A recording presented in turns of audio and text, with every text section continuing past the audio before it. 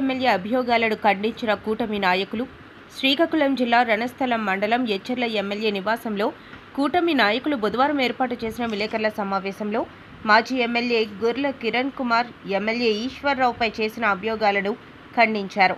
ఈ సందర్భంగా వారు మాట్లాడుతూ నిరంతరం నియోజకవర్గ అభివృద్ధి కోసం తపన పడే వ్యక్తిపైన ఇటువంటి అభండాలు వేయడం సమంజసం కాదని, ఏమైనా నియోజకవర్గంలో చేయవలసిన అభివృద్ధి కార్యక్రమాలు ఉంటే తెలియజేసినట్లయితే వాటిని చేయడానికి పూర్తి స్థాయిలో కృషి చేసి చేయడం సరికాదని జిల్లా సర్పంచ్ల సంఘం అధ్యక్షులు పిన్నింటి బానోజీ ఖండించారు.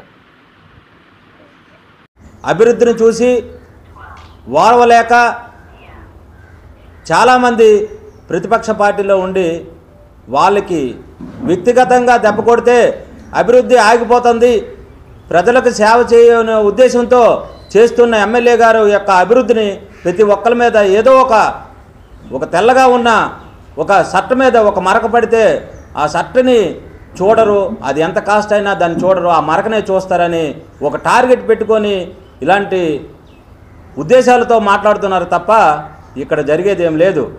ఎవరైనా ఎక్కడైనా లాండ్ ఆర్డర్ చెప్పి ఎవరైనా అన్యాయం చేస్తారా? ఎక్కడైనా పోలీసులు చెప్పి దొంగతనం చేస్తారా? ఈరోజు ఆయన మాట్లాడిన మాటల విధానం ఏంటి? మనం అసెంబ్లీలో డైరెక్టర్గా ఇది ఎవరు అరాచకమని చెప్పి ఎవరు ఉద్దేశపూర్వకంగా ఇది జరుగుతుందని ఆయన మాట్లాడారు తప్ప ఏదో గ్రావెల్ కోసం ఆయన అక్కడ మాట్లాడవలసిన పని లేదు. అది దాచుకోనో మూసుకోనో మాట్లాడవలసిన పని లేదు.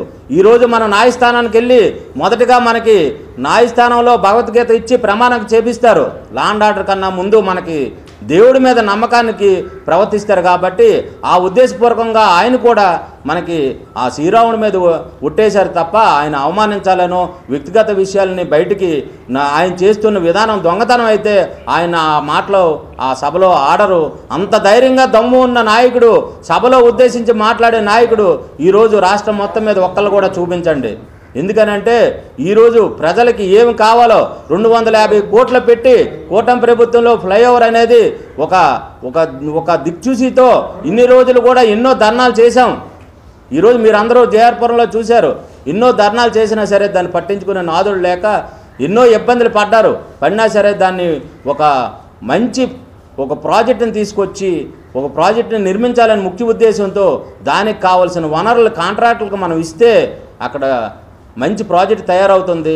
గ్రామీణంలో ఉన్న జేఆర్పురం పంచాయతీలో ఒక మంచి మండల హెడ్ క్వార్టర్లో హెచ్ఆర్ నియోజకవర్గం ముఖ్యసూచిగా ఉన్న జేఆర్పురంలో ఒక మంచి అభివృద్ధి అవుతుందనే ఉద్దేశంతో ఆ సెంట్రల్ గవర్నమెంట్ ఇచ్చిన కాంట్రాక్టర్కి ఒక గ్రావెల్ని సపోర్ట్ చేయాలని ఎవరైనా అంతే, ఎవరు పంచాయతీకి వెళ్ళినా ఎవరు నియోజకవర్గంకి వెళ్ళినా ఆ నాయకులు ఆ కాంట్రాక్టులకి మనం సపోర్ట్ చేస్తేనే వాళ్ళు అక్కడ అభివృద్ధి కార్యక్రమాలు చేస్తారు. వాళ్ళు ఆటంకపరచాలని ముఖ్య ఉద్దేశం అనేది కాదు. అది మనందరం గ్రహించుకోవాలి. లేనిపోయిన విషయాలకి లేనిపోయిన అభివృద్ధి చేస్తున్న నాయకుల మీద ప్రతి ఒక్కరు కూడా ఏదో బురద చల్లితే వాళ్ళు దిగజారిపోతారు, వాళ్ళ అభివృద్ధి ఆగిపోతారనే ఆలోచనతో ఇవి చేస్తున్నారు తప్ప ఆయన మీద జరిగే విషయాలు అయితే ఆయన అసెంబ్లీ సాక్షిగా ఈ విషయాలు అనేది ఎట్టి పరిస్థితిలో ప్రస్తావించరు. వాళ్ళు అడిగిన క్వశ్చన్లోనే ఆన్సర్ అనేది మనం అందరం గ్రహించుకోవాలి. అదేమో ఎక్కడో పేపర్లో రాయొద్దు, టీవీల్లో ప్రసరించొద్దు అని ఆయన ఎక్కడ కూడా ఈరోజు మన ఏబిఎన్లో ప్రసారం జరిగింది. ఈరోజు అసెంబ్లీలో డైరెక్ట్గా రాష్ట్రంలో లక్షల మంది కోట్ల మంది చూస్తుండగా ఆయన ఈ విషయాన్ని ప్రస్తావించారని అంటే మనందరం కూడా వాళ్ళు అడుగుని క్వశ్చన్లోనే ఆన్సర్ అనేది ఆయన చెప్పడం జరిగింది. ఇది ఎవరు చేశారో ఇది నిగ్గు తేల్చండి. మనస్ఫూర్తిగా ఆయన కళ్ళల్లో ఆయన దీంట్లో మనకి మనస్ఫూర్తిగా జరిగిన విషయాలు అనేది బయట ప్రస్తావించారు. ఇది సంబంధించింది వ్యక్తిగత విషయాలు కాదవి.